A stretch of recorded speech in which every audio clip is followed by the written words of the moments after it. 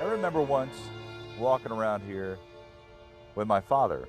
This was about 20 years ago, and you couldn't take a step because it was overgrown. There were fallen tree limbs. I mean, there was a time just about a year and a half ago where in the back of the cemetery, it was just, if someone had thrown a match, about 20 acres would have gone up because it was all just nothing but dried, rotted wood. And it was kind of terrifying. You didn't know what was lurking back there.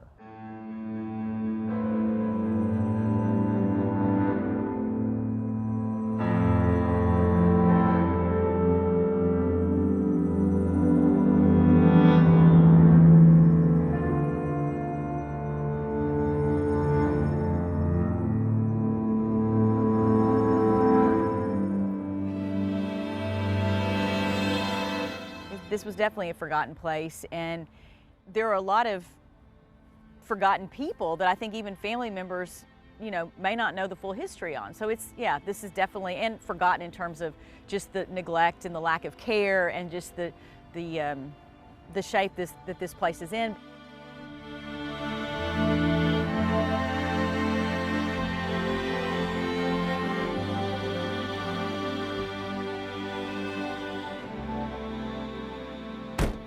I've been coming out here now for probably close to 15 years.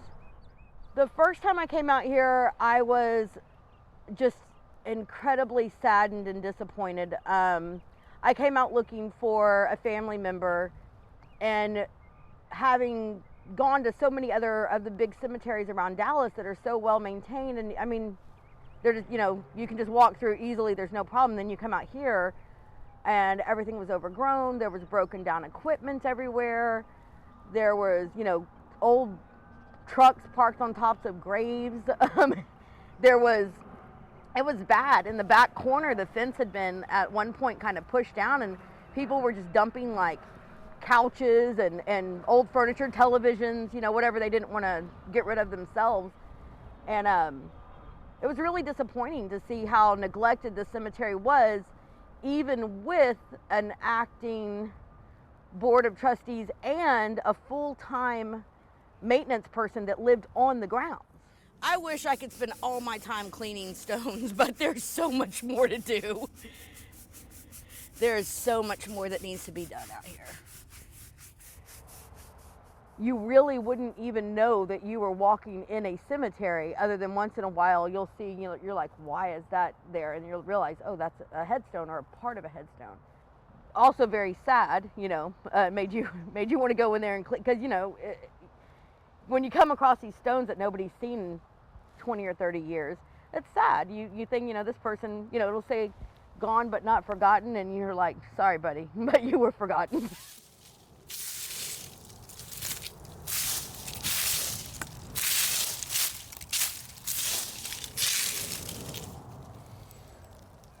it was a hot mess, if you will, okay? But that is what I think is unfortunately an honest answer to me walking through anything 50 plus acres smack dab in the middle of South Dallas. Am I supposed to be shocked that we have overgrown weeds? Am I supposed to be outraged that the city hasn't done something about this and that and this? It's hard because it's all in perspective. The problem is it's South Dallas, so it never changes. It just sort of, the problem with it is that there is very little change. So, and that's not the neighborhood's fault, it's the city's fault. That's why Oakland fell into its problems to begin with. Everything in South Dallas, good, bad, and otherwise, gets ignored, swept under the cemetery, as it were.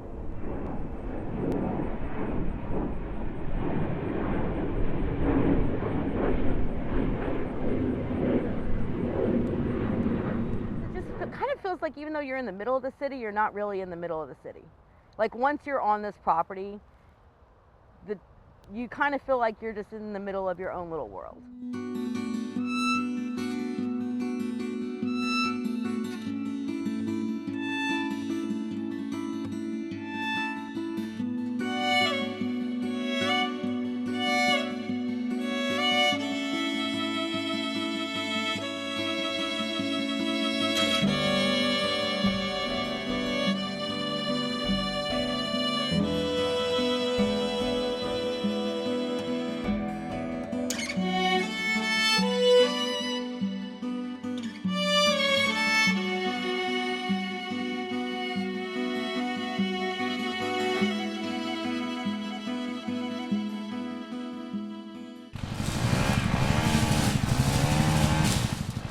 I've probably passed it over a dozen times, but I never paid any attention to the cemetery. When I used to work for the company contractor for the city of Dallas, and we did Opportunity Park, and I might have looked over here a couple times, but I never paid any attention. So I never really knew about this place. Everybody left South Dallas, or everybody who had people buried here left South Dallas. That's what happened to it. It is still sort of a neighborhood cemetery, but this is not where people who live in the neighborhood are buried. This is where the people who built the city are buried. When they used to live over here, when this wasn't South Dallas, when this was just Dallas. So yeah, when all of these folks left, if they were ever really here to begin with, the cemetery got completely forgotten about and ignored. Had this cemetery, specifically with the amount of historical significance that it has to the city of Dallas, be sitting along Hillcrest or over somewhere around the White Rock Lake area, it would never have seen the times that it got to. But there was a mindset of complacency that existed because the city of Dallas and leadership for so long let that be the expectation for the entire area that the Oakland Cemetery sits in. You can walk through here and really get a feel for how the city functioned and worked and how these people lived together and how they shared this city at that part in time. Because it really all speaks out to how they're laid out in this cemetery. You can see how it was structured. And I think that's a really interesting thing. You walk around and you're like, okay, I get this, I get that. You know, it's more than just the history of the names, it's the history of all of it. It tells the story of the city. My grandfather's 88, and we spoke about what I was doing, and he was happy, and he was like, well, do you know the history? And I'm like, no, well, I'm learning about it. And he's like, okay.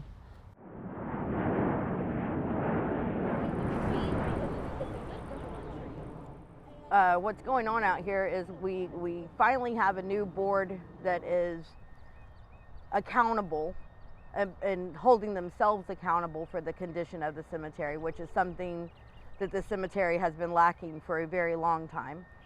And under that new board, I think that a lot of the families and a lot of the people out here volunteering are inspired to once again put in some effort, because before it kind of felt pointless to put in effort when you knew that that effort wasn't being matched by the people that were actually in charge out here. I said yes, I would get involved, really thinking, how difficult could it be? It's a cemetery. Well, it's 60 acres, it's 36,000 people. It really kind of, from a governance and the way it was structured and set up, there were a lot of things that were not in good shape. Negligence. You know, it's gross negligence. They smell pretty badly still, even though we've cleaned them. They're in varying degrees of degradation. They smelled terrible. Because they smelled so bad, they were relegated to garages. They were not even in filing cabinets. They were in open boxes, and the file drawers from the gatehouse had been removed, and they were just sitting stacked up on the floor of a garage. We may never have seen them. They may have disappeared from sight, which would be such a tremendous loss for the city. If I was at 36,000 families' records, I couldn't sleep at night. I would like, get this to the fireproof vault immediately, you know? And so I don't, you know, to say gross negligence, it's almost ignorance. I can't even think how you can sleep at night knowing that you have got, you know, records that you've got I mean, it's no right having, and so much. I'm really baffled. I mean, it's beyond what I can clearly articulate here, you know. I can't even imagine. It makes me feel heartsick, you know, and of course I kind of jealously guard these records because, you know, they were so close to lost. I mean, they're like my kids, you know. I love them, and they're so important. We really wanted to figure out what that process would look like to prevent it from coming in the hands of the city. And so it's actually funny to think that the solution in my eyes was actually to do everything that I could to make sure that we didn't acquire it, because I wanted to see something positive and something to grow from and something to be excited of with this. And I didn't want it to just be something that was viewed as a maintenance project that we just have to mow a certain amount of times a year to keep from acquiring code violations, essentially. I wanted to see it show its significant value and its historic significance to the city of Dallas. There's a few of us that are funding this project, and so, you know, as we move forward and as we have funds, you better believe they're going to be taken care of, and there's going to be, you know, accountability and fiduciary oversight and checks and balances and all the things that were lacking before. Even when it was really, really overgrown, there was something very kind of mysterious and beautiful about it. Even in that condition, there was something really beautiful about, you know, the cemetery. This place is alive. It is green even in fall as we sit here and talk. There are people here, there are visitors, there are volunteers. We're here paying homage to those who came before us. It's a living history. They may be dead beneath us, but life goes on around them. It's weird. I haven't stood in one place in Oakland Cemetery in a long time. I just walk around it and take it in, but just standing here, it's like, this is really, I wish people who lived in the city came here and just stood and listened and watched and smelled and felt. Kind of how magical and amazing this place is.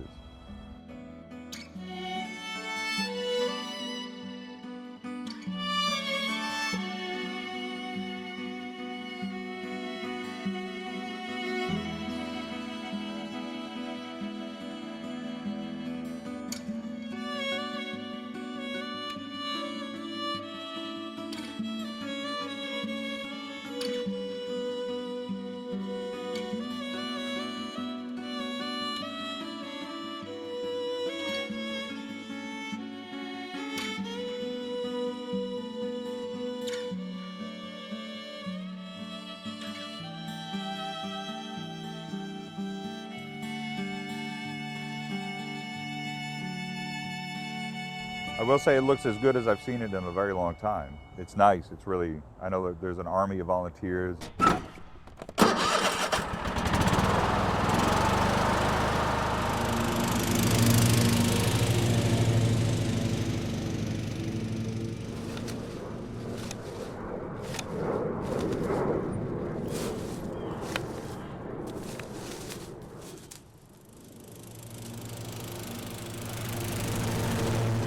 We're out here working so much, they'll reach out to me and I'm like, y'all are still doing stuff? You know, I mean, I am extremely impressed with the commitment that occurs here. You want to come in from that angle or back I want to raise this here. It's actually really inspiring. It's really, really inspiring. I got it up underneath there. Now what? You're good. Okay. So it's something to me that just says community. A lot of it is not people that live right on the outside of the gate, you know, but it's people that care enough to want to make a difference because of the impact that it has on the people that live right outside of the gate. And that's community.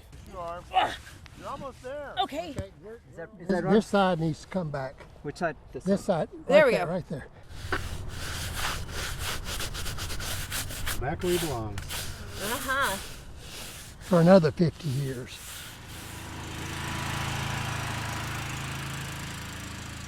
It's people out here putting in sweat equity for something that doesn't benefit them. And I'm extremely appreciative. And I don't think that Oakland Cemetery's progress from last August to now would be near what it is without all of the volunteers. Working in a cemetery is a very rewarding and special thing. There's something, I don't know, I can't quite describe it, but there's something very spiritual about it, I guess. Kneeling and standing and kneeling like you're in church. And I'm not doing it for recognition. I don't care anything about, you know, big kudos or pats on the back. It feels good to me. So I can look over there and see my work.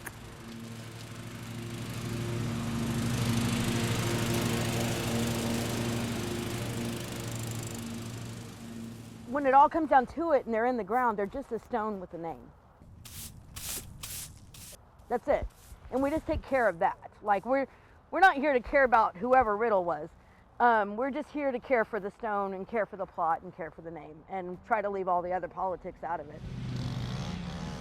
It makes me feel good to be a part of this, but as far as the history that I've been learning about Oakland Cemetery, I can't go back in the past.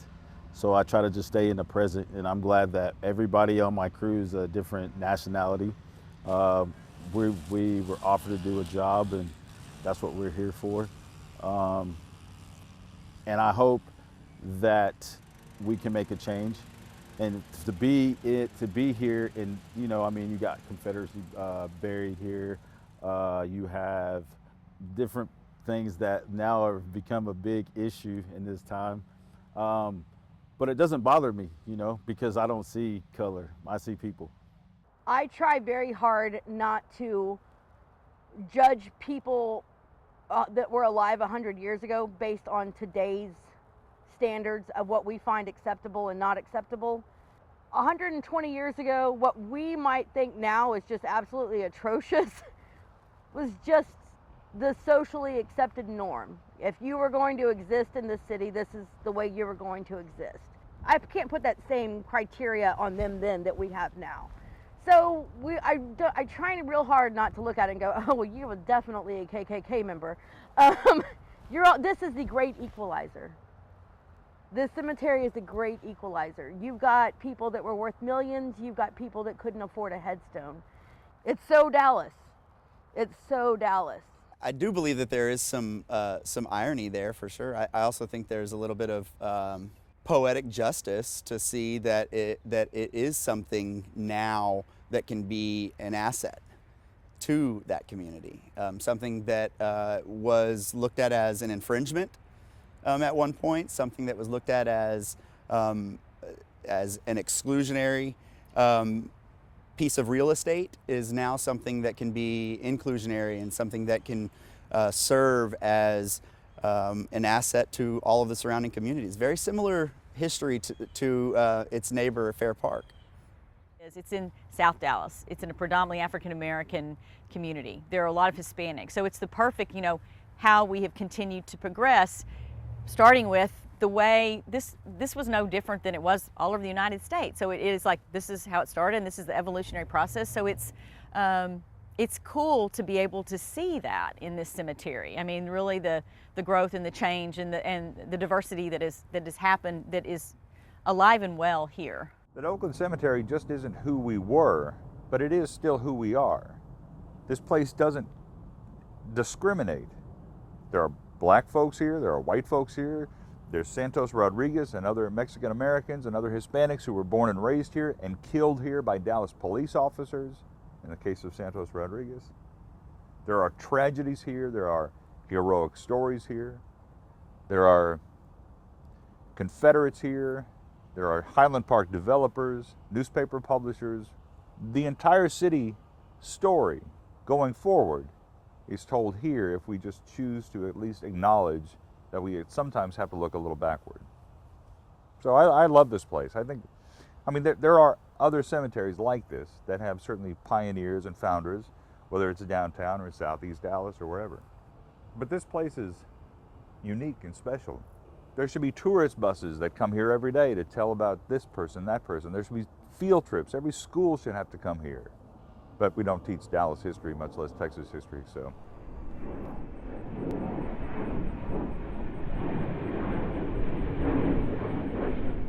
We have opportunity, like I said, for field trips with DISD. I think that's something that could be done on a regular basis to see foot traffic through here, maybe generate some revenue.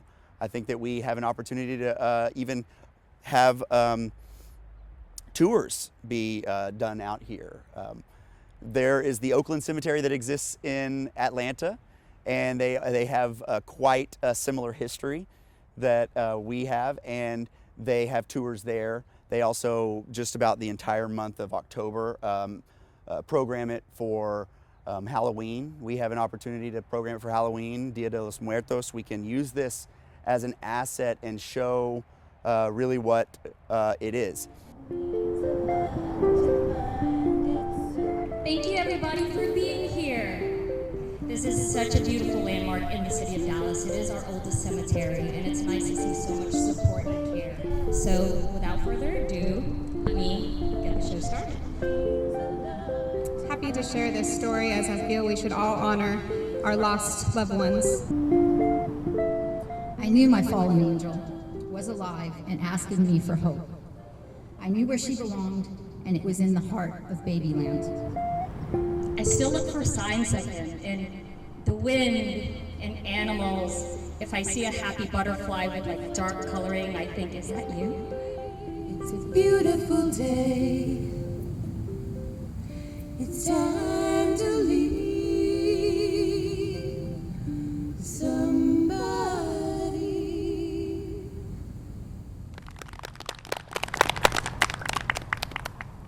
And this is a most beautiful place. I mean, when you walk around and you look at the different monuments and the different statuary, and they just don't make it like this anymore. I think the age of the cemetery is really what intrigued me at first, and the art, and just the beauty of the monuments that are out here.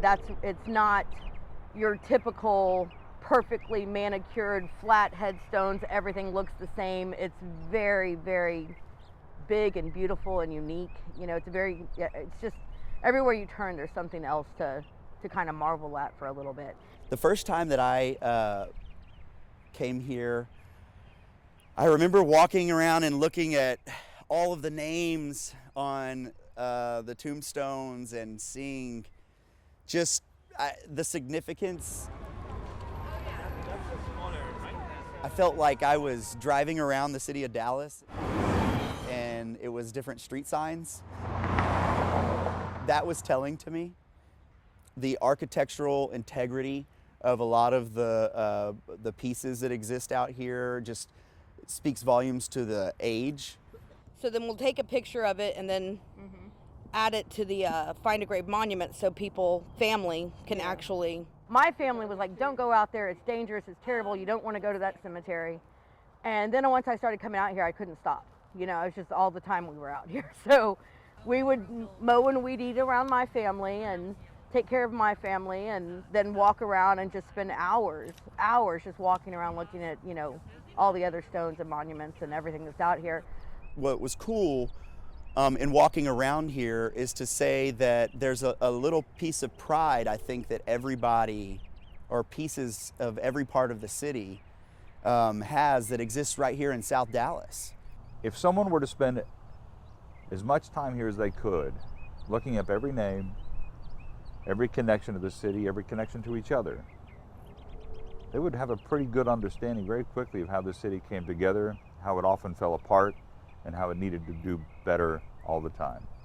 When I walk through this place, I see it as being one of the most magical places in the city of Dallas, for the vast amount of history that is here and the beautiful part of nature that is here, which together are something that every citizen in Dallas should get excited about.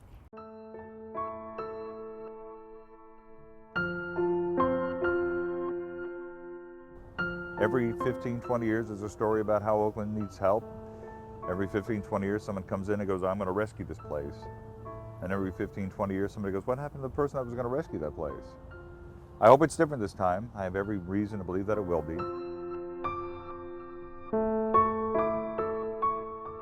It is a long-term goal, but I do think that the amount of interest that has come in such a short time with the buzz that has been created around Oakland Cemetery, that the fundraising will happen, and that those innovative ideas will also start to roll out as well.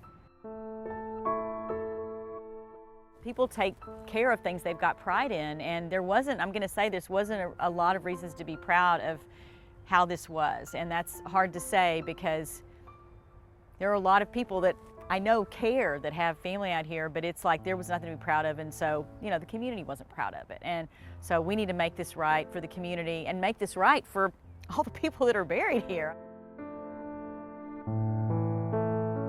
I hope that the way things change with the new board, that they can put into place a program and a system to where this cemetery can truly be able to self-sustain for, you know, ever would be nice, but hundreds and hundreds of years. I worry that as we battle for the future and try to understand our past and grapple with and reconcile our past, places like this are incredibly important, but I also worry that they're going to get lost again because there's only so much philanthropic money that can go around, only so long that a place like this can hold people's attention. That is my biggest fear, that we'll talk a good game about saving Oakland Cemetery. We're going to rescue this place. And it'll happen for a while, and then other people will get distracted, and, you know, life gets in the way of tending to death.